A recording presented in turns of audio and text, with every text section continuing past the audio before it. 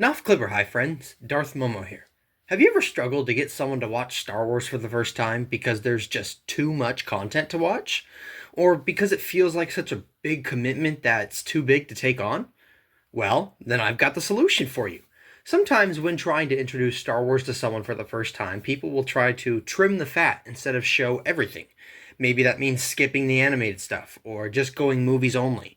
Um, I'd like to introduce the perfect way to show someone the core story of Star Wars without having to watch hours and hours of television. I'd like to call it the limited Star Wars experience. You watch the prequels, then Obi-Wan Kenobi, then Rogue One, and then finish with the original trilogy. And that's that. But Momo, that's a lot of stuff you left out. Does that mean we shouldn't watch it? Heavens no! If someone wants the full Star Wars experience, you should give them just that, and I've already done a video and a short about that.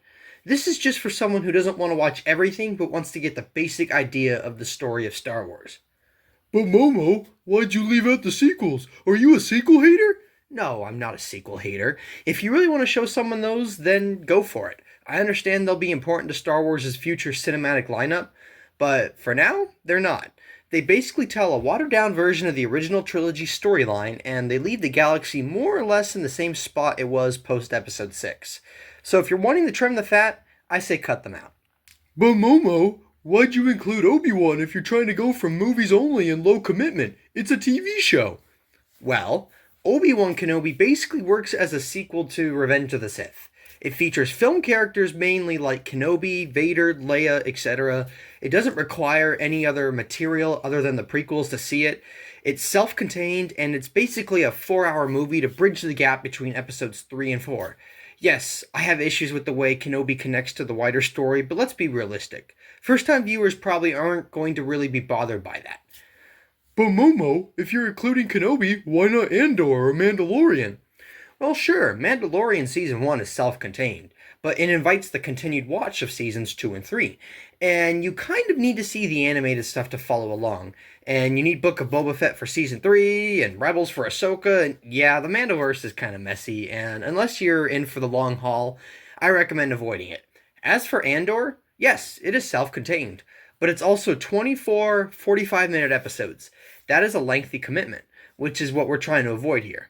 But Momo, if Rogue One is on your list, why not Solo? Well, same thing as the Mandoverse.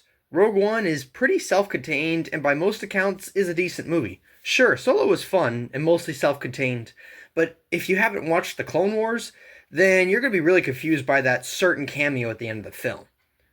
But Momo, the prequels are bad, shouldn't we cut them out? No! First off, the prequels are not as universally condemned as people believe they are. Second off, they're pretty important to understanding the core story of Star Wars. Third, yes, they have issues. But so does most of Star Wars. Let's be realistic. Even the originals have flaws.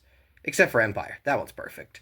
So, unless you're trying to do a basic viewing of the original trilogy only and leaving it at that, I highly recommend against skipping the prequels. Plus, the third one seems to be pretty well liked. Although I wonder why. The first one is better.